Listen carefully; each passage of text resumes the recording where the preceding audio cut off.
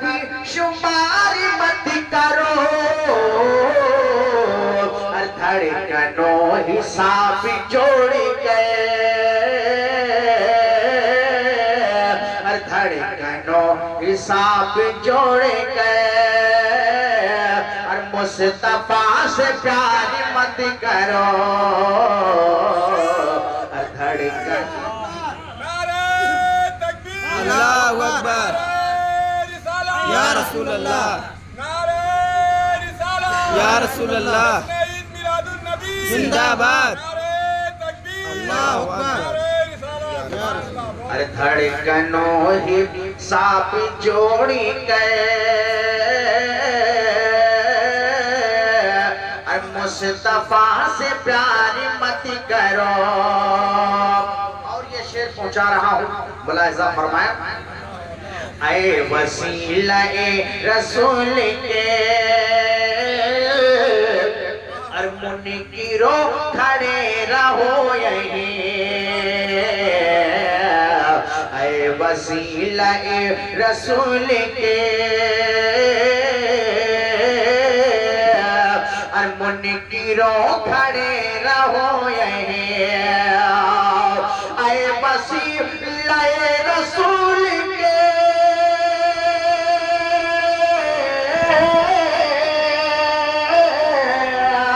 اور منکرو کھڑے رہو یہیں، اور جبرائیل کے پروں پہ تمہیں اور پل صراط پار مت کرو، اور جبرائیل کے پروں پہ تمہیں اور پل صراط پار مت کرو۔ دنیا میں کون ایسا شخص ہے جو پیارے آقا صلی اللہ علیہ وسلم سے محبت نہ کرتا ہو؟ بولو ہے کوئی؟ میرے آقا نے فرمایا ہر شے مجھ کو جانتی اور پہچانتی ہے، سوائے کچھ سرکش انسانوں کے اور سرکش جن کے، باقی ہر چیز مجھے جانتی اور پہچانتی ہے۔ اور میں تو یہ کہتا ہوں نبی سے ہر کوئی محبت کرتا ہے، چرند و پرند نبی سے محبت کرتے ہیں، شجر و حجر نبی سے محبت کرتے ہیں، برگ و بر نبی سے محبت کرتے ہیں۔ دنیا میں کوئی ایسا نہیں ہے جو نبی سے محبت نہ کرتا ہو۔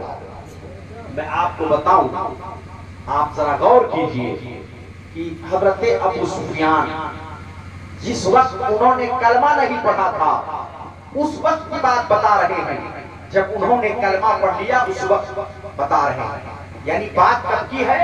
جس وقت انہوں نے کلمہ نہیں پڑھا تھا، اور بتا کب رہے ہیں؟ جب انہوں نے کلمہ پڑھ لیا اور دامن اسلام سے وابستگی اختیار کر لی تو وہ بات بتا رہے ہیں۔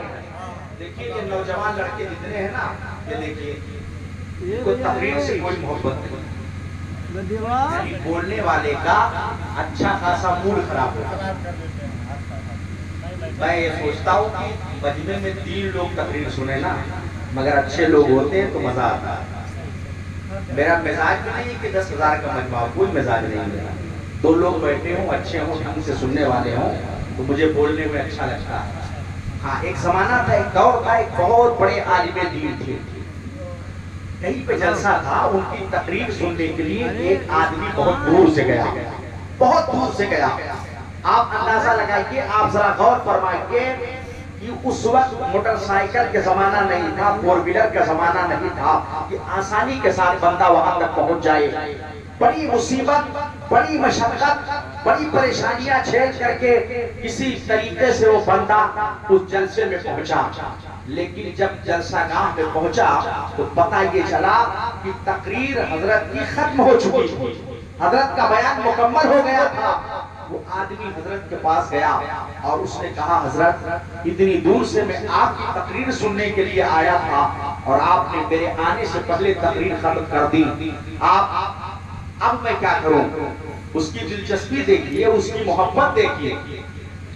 حضرت نے فرمایا ٹھیک ہے، اگر تم میری تقریر سننے کے لیے آئے ہو تو جتنی دیر میں نے سب کے لیے تقریر کی ہے اتنی دیر میں تمہارے اکیلے کے لیے تقریر کروں گا۔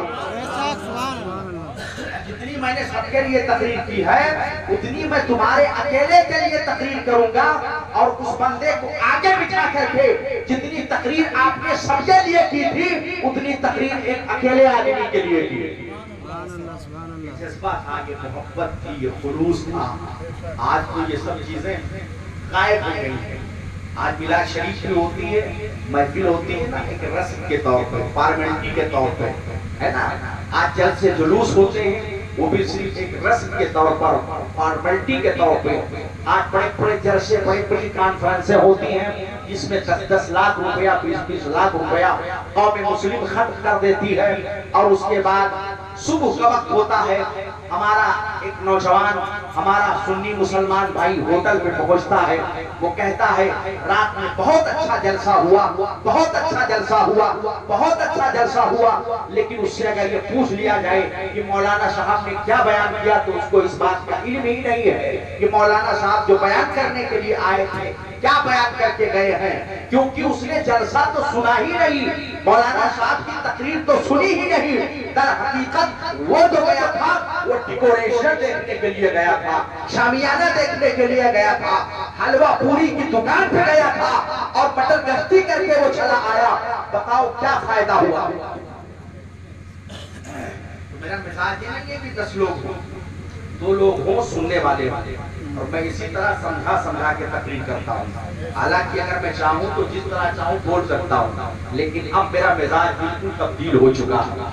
میں اس انداز میں گفتگو کرتا ہوں کہ آپ کے ذہن میں بات اتر جائے۔ تو میں عرض یہ کر رہا تھا، دنیا میں کون ایسا ہے جو پیارے نبی سے محبت نہ کرتا ہو، سوائے سرکش انسان کے، سوائے سرکش جن کے۔ ہر کوئی نبی سے محبت کرتا ہے، شجر و حجر نبی سے محبت کرتے ہیں، برگ و بر نبی سے محبت کرتے ہیں، خشک و تر نبی سے محبت کرتے ہیں۔ میں آپ کو بتاؤں، ابو سفیان جس وقت انہوں نے کلمہ پڑھ لیا اس وقت کی بات بیان کر رہے ہیں، جس وقت انہوں نے کلمہ نہیں پڑھا تھا، دامن اسلام سے وابستگی نہیں اختیار کی تھی، وہ کہتے ہیں کہ ایک مرتبہ میں اپنے ایک دوست کے ساتھ اس جگہ پر گیا جہاں حل اور حرم کی وادی ہے۔ جو حاجی حج کرنے کے لیے جاتے ہیں وہ جانتے ہیں کہ مکہ شریف میں کعبہ شریف کے قریب جو ایک وادی ہے، ہل ہے اور حرم۔ کیا ہے؟ ہل ہے اور حرم۔ اب آپ کہیں کہ حضرت یہ ہل کیا ہے اور حرم کیا ہے؟ تو میں آپ کو بتاؤں، ہل اس جگہ کو کہتے ہیں جہاں پہ شکار کرنا حلال ہے، اور حرم اس جگہ کو کہتے ہیں جہاں پہ شکار کرنا حرام ہے۔ دو جگہ۔ اور علماء فرماتے ہیں کہ جب حجر اسود کو جنت سے لایا گیا، حجر اسود، حجر مانے پتھر، اسود مانے کالا، حجر مانے پتھر اور اسود مانے کالا، وہ حجر اسود یعنی کالا پتھر جس کو حاجی لوگ چومتے، آپ نے سنا ہوگا۔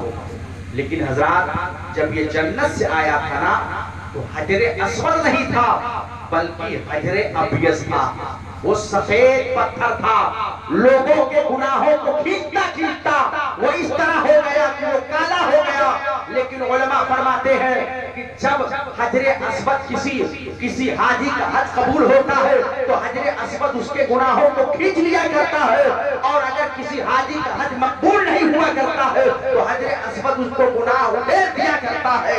اب حج کرنے کے بعد بھی اگر کوئی حاجی شرارت کر رہا ہے، نماز کی پابندی نہیں کر رہا ہے، جھوٹ پہ جھوٹ بول رہا ہے، غیبت پہ غیبت کر رہا ہے، چغلی پہ چغلی کر رہا ہے، بھائی کا حق مار رہا ہے، زمین غصب کر رہا ہے، یاد رکھنا اس کا حق قبول نہیں ہوا ہے بلکہ اس کا حج مردود ہو گیا ہے۔ حجر اسود نے اس کو گناہ دے۔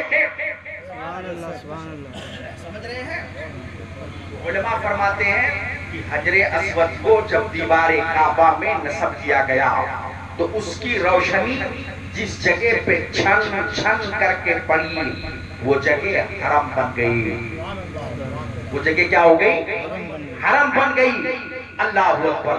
تو ابو سفیان کہتے ہیں میں اپنے ایک دوست کے ساتھ اس جگہ پر گیا تو میں نے کیا دیکھا، کچھ بکریاں چر رہی تھی، کچھ بکریاں چر رہی تھی۔ اتنے میں ایک بھیڑیا آتا ہے، اور ان بکریوں کے ریوڑ پہ حملہ کرتا ہے تو وہ بکریاں اپنی جان بچانے کے لیے حرم کی وادی میں چلی جاتی ہیں. اب وہ بھیڑیا وہاں پہ ٹھہر جاتا ہے کیونکہ حرم اس کے سامنے ہے, حرم کا احترام کر رہا ہے, حرم کی عزت کر رہا ہے, حرم کی تعظیم کر رہا ہے. ابو سفیان کہتے ہیں میں نے اپنے دوست سے کہا ارے دوست دیکھ تو صحیح, ایک بھیڑیا کس طرح سے حرم کا احترام کر رہا ہے, ایک بھیڑیا کس طرح سے حرم کی تعظیم کر رہا ہے, ایک بھیڑیا کس طرح سے حرم کی عزت کر رہا ہے. میں نے جیسے اپنے دوست سے یہ کہا دیکھو بھیڑیا کیسے حرم کی عزت کر رہا ہے, بھیڑیا کس طرح حرم کی تعظیم کر رہا ہے. تب تک کہ وہ بھیڑیا ایسے بول رہا تھا, ایسے بول رہا تھا جیسے کوئی انسان بولتا ہے, اور کہہ رہا تھا اے ابو سفیان تم میرے اس احترام پہ تعجب کر رہے ہو, لیکن مجھ کو تمہارے اوپر تعجب ہو رہا ہے کہ حرم کو محترم بنانے والے نبی آ گئے ہیں, اس نبی کا تم کرنا نہیں پڑتا. اللہ اکبر, اللہ اکبر, یا رسول اللہ, زندہ باد, اللہ اکبر. اب بتائیے ایک جانور, ایک بھیڑیا حرم کا احترام کر رہا ہے اور نبی کی تعظیم بتا رہا ہے, نبی کی تکریم بتا رہا ہے. اور میں آپ کو بتاؤں نا, ارے میرے یار یہی آپ کے بھارت کی سرزمین ہے, اور اسی سرزمین پہ ایک جگہ ہے امرتسر پنجاب. سنا ہوگا آپ نے, بولو سنا ہے کہ نہیں سنا ہے؟ امرتسر پنجاب.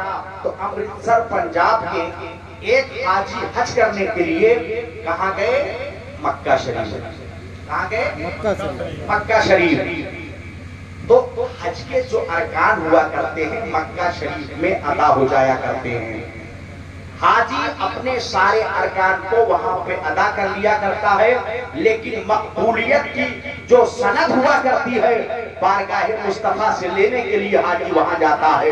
لیکن کچھ لوگوں کا عقیدہ یہ ہے کہ اگر نبی کی بارگاہ میں حاضری کے لیے جاؤ تو اس نیت کے ساتھ جاؤ کہ ہم صرف 40 نمازیں مسجد نبوی میں پڑھنے جا رہے ہیں.